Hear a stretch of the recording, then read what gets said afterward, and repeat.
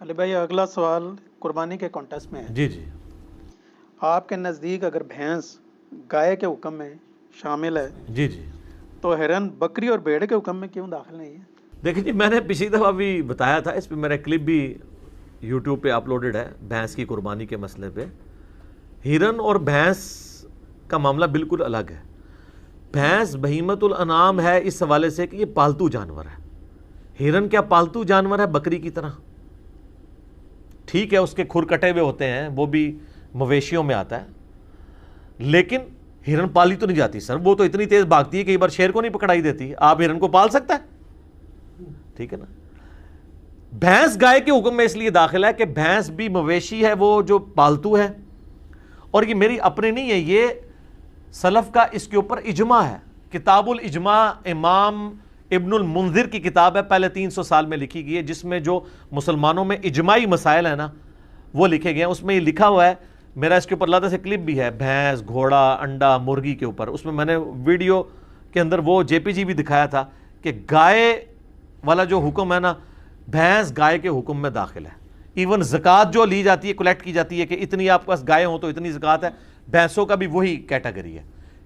یہ چونکہ یہ اس علاقے کا جانور ہے، بھینس تو جناب عرب ملکوں میں رہ بھی نہیں سکتی جتنی وہاں پہ گرمی ہوتی ہے، کیونکہ اس کو تو آپ کو پانی مارنا پڑتا ہے۔ ایون آپ دیکھیں یہ بھینسیں جو آپ ذبح کر رہے ہوتے ہیں نا، اس دوران مکمل ایک بندہ پائپ لے کے اس کے اوپر کھڑا ہوتا ہے اس کو ٹھنڈا کرنے کے لیے، پھر وہ بیچاری چونکہ یہ پانی کی بڑی دل دادا ہے نا، بھینس کو گرانے کا، یا بھینس بھی نہیں، بھینس ہی ہوتا ہے زیادہ تر، کٹیاں تو بہت تھوڑے لوگ، جو دودھ دینے والی بھینسیں تو کوئی نہیں کرتا، تو اس کے اوپر مسلسل پانی ڈالتے رہتے ہیں نا، وہ اسی میں خوش ہوتی رہتی ہے، اور نیچے جناب کسائی اس کو ڈال کے کھینچ کے گرا لیتے ہیں۔ ٹھیک ہے، کیونکہ یہ پانی کے بغیر نہیں رہ سکتی۔ گائے ذرا سخت جانور ہے ایز کمپیئر ٹو بھینس کے۔ بھینس بہت نرم مزاج ہے، اس کے تو بڑے آپ کو نخرے اٹھانے پڑتے ہیں، تھوڑے سا مسئلہ مس ہینڈل ہو جائے بیمار ہو جاتی ہے، لیکن یہ لازم بات ہے کہ دودھ اس کا گاڑھا ہوتا ہے، ہم تو زیادہ پسند کرتے ہیں۔ ویسے میڈیکلی گائے کا دودھ بہتر ہے، لیکن یعنی یہ میں علمی بات کر رہا ہوں، جذباتی جو ڈاکٹرین ہے نا کھانے پینے میں آپ جذباتیت کر سکتے ہیں، تو مجھے تو گائے کی دودھ پتی کا مزہ ہی نہیں آتا، بھینس کے دودھ کا جو مزہ ہے، اس کی ملائی کا جو مزہ ہے، یہاں پہ آپ جذباتی ڈاکٹرین چلا سکتے ہیں، لیکن اتنی نہ ہو کہ کولیسٹرول آپ کا بڑھ جائے۔ تو اس لیے گائے کے حکم میں بھینس داخل ہے قربانی کے اعتبار سے۔ ہرن چونکہ ایک قسم کا جنگلی جانور ہے، اگرچہ وہ مویشی ہے، دودھ دیتا ہے، لیکن بکری کے اس طرح قریب نہیں۔ بکری کے جو قریب چیز تھی وہ نبی علیہ السلام نے بیان کر دی۔ آپ کو مزے کی بات بتاؤں، سورۃ الانعام میں اللہ تعالیٰ نے 4 اقسام بتائی ہیں بہیمت الانعام کی: بکری، بھیڑ، گائے اور اونٹ، لیکن اس میں مینڈے کا ذکر نہیں کیا۔ بخاری مسلم اٹھا کے دیکھیں، نبی علیہ السلام تو چتکبرے مینڈے قربان کرتے تھے، تو مینڈا جو ہے وہ نہ بھیڑ ہے نہ بکری ہے، لیکن نبی علیہ السلام نے اسے اعزازی طور پر بہیمت الانعام کی شکل میں داخل کر دیا ہے بکری اور بھیڑ کے حکم میں۔ قرآن میں تو مینڈے کا بھی ذکر نہیں ہے سر۔ اگر کوئی کہتا ہے 4 کے علاوہ ہوتی نہیں قربانی، تو نکالیں مینڈا کہاں سے آیا؟ وہ بخاری مسلم سے آیا۔ تو نبی علیہ السلام نے کیا معاذ اللہ اس کو چینج کر دیا قرآن کو؟ نہیں، آپ علیہ السلام نے اس سے بھیڑ بکری کے حکم میں داخل کیا۔ اسی طریقے سے آپ علیہ السلام کے بعد جب مسائل کو سامنے آئے، جب یہ بھینس والا جاموس اسے کہتے ہیں عربی میں، وہ البقرہ گائے کہلاتی ہے، تو جو ایکسپرٹ ہیں لغت کے، فقہ کے امام ہیں، جن کی یہ فیلڈ ہے، کسی ایک نے بھی اختلاف نہیں کیا۔ اب 14ویں صدی میں آگے چند اہل حدیث اس مسئلے کو لے کے تو گھسیٹ رہے ہیں، سارے اہل حدیث بھی نہیں، اور کہہ رہے ہیں وہ جاموس جو ہے وہ پاک تو ہے، اس کا گوشت بھی حلال ہے، لیکن قربانی نہیں ہوگی۔ بہیمت الانعام تو ان کے لیے علمی پکی ہے کہ پھر آپ مینڈے کو بھی پھر کس طریقے سے داخل کریں گے اس میں۔ تو اس معاملے میں جذبات آپ کا نہیں دل کرتا، آپ نہ کریں۔ ہم نے تو ہمیشہ یہی کہا ہے کہ آپ اگر بہتر سمجھتے ہیں، یہ نہیں ہے کہ میں نے کوئی بھینسوں کے فارم بنائے ہوئے یا میں بھینس قربان کرتا ہوں، مجھے تو بھینس کا گوشت بھی اچھا نہیں لگتا، مجھے پسند نہیں ہے، اونٹ کا گوشت پسند نہیں ہے، ہمیں تو بکرے اور گائے کا گوشت ہی زیادہ پسند ہے۔ یہی ہمارے ساتھ، یعنی بچپن سے ہم نے چونکہ یہ کھایا تو اس کے ساتھ ہم فیملیئر ہیں۔ جیسا کہ بخاری مسلم میں آتے ہیں، حضرت خالد بن ولید کہتے ہیں کہ گو کا گوشت نبی علیہ السلام کے سامنے دسترخوان پہ رکھا گیا اور میں مزے لے کے کھا رہا ہوں اور حضور مجھے یوں دیکھتے جا رہے ہیں۔ میں نے کہا یا رسول اللہ آپ بھی، آپ فرمائے میرے علاقے کی غذا نہیں ہے۔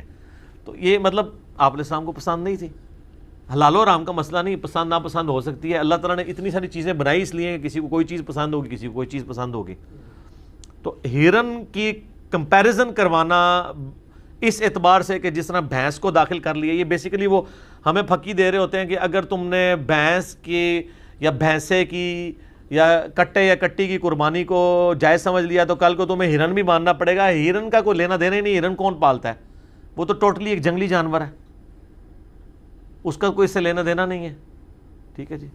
اچھا، ایک اور مولانا سے سامنے آئے، انہوں نے کہا جی دیکھیں جی یہ سائنس کی بڑی بات کرتے ہیں تو، اور یہ کہتا ہے گائے جو ہے وہ بھینس گائے کے حکم میں داخل ہے، تو میں اس کو یعنی میڈیکلی پروف کرتا ہوں کہ ان کا آپس میں کراس نہیں کروایا جا سکتا.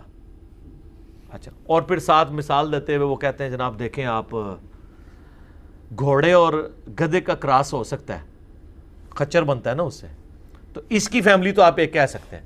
تو چلیں اگر یہ بات مان لیں تو گدھا تو حرام ہے، گھوڑا حلال ہے. اگر ان کی فیملی ایک ہے تو خچر اور گدھا کیوں نہیں حلال؟ اس لیے کہ شریعت سے ہمیں پتہ چلا کہ گھوڑا حلال ہے، اور گدھے کے بارے میں بخاری مسلم میں آتا ہے کہ نبی الاسلام نے غزوہ خیبر کے موقع پر اس کا گوشت حرام فرما دیا تھا. اس طرح کی مثالیں نہ دیں.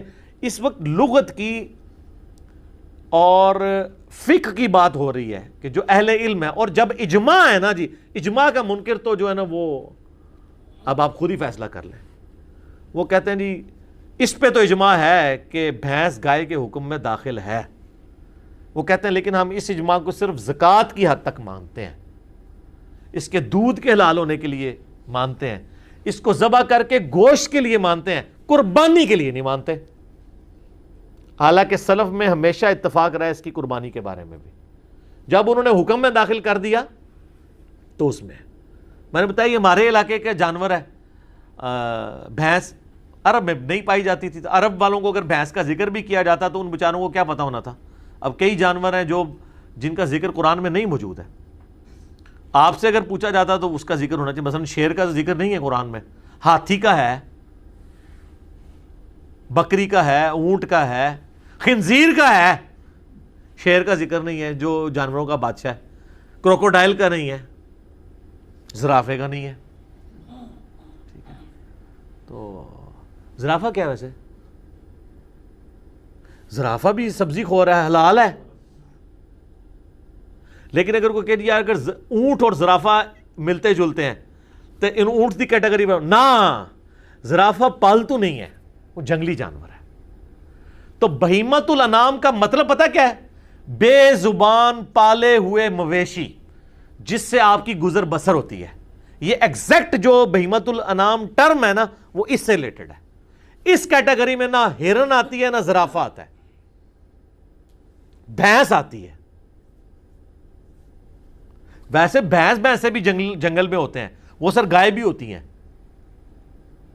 ہم نے تو ہمیشہ یہ دیکھا نا یہ پالتو ہیں، جنگل میں بھی ہوتی ہیں. میں یعنی ایسے جنگلات کے اندر گیا ہوں کہ جہاں پہ انہوں نے یعنی گائے چھوڑ دی ہیں. اب وہ اتنی زیادہ گائے بن چکی ہیں سر، وہ گائے کو پکڑ ہی نہیں سکتا. شیر کو پکڑنا اس گائے کو پکڑنا برابر ہے. یہ والی گائے تو اتنی تیز بھاگ نہیں سکتی، وہ چونکہ جنگلوں میں خود رہی ہوئی ہیں. تو ایون جنگل میں مرغے بھی ہوتے ہیں، آپ کو پتہ ہے. یہ ہمارے والے جو پالتو مرغے ہیں اس میں اور ان مرغوں میں بڑا فرق ہوتا ہے. اچھا، بعض لوگ یہ پوچھتے ہیں کہ مرغی قربانی کیوں نہیں ہوتی؟ بھئی مرغی حلال ہے، حلال ہر حلال چیز کی کوئی قربانی کا معاملہ تو بالکل الگ ہے. وہ تو انڈا بھی حلال ہے، اس کی بھی قربانی نہیں ہوگی، لیکن ویسے صدقہ کر سکتے ہیں آپ.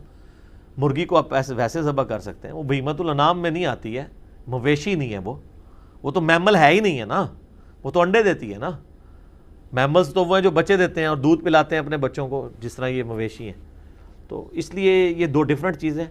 اچھا ہو گیا اس کو کلیریفائی کر دیے. باقی ہم نے علمی دلائل رکھنے تھے، آپ کی مرضی. ہم نہیں آپ کو زبردستی کہتے کہ آپ بھینس کریں، نہ میں خود کرتا ہوں. ہم تو بکرے ہی کرتے ہیں. آپ گائے کریں، بکرا کریں، اونٹ کریں، لیکن اس کے اوپر فتویٰ نہ لگائیں. ٹھیک ہو گیا؟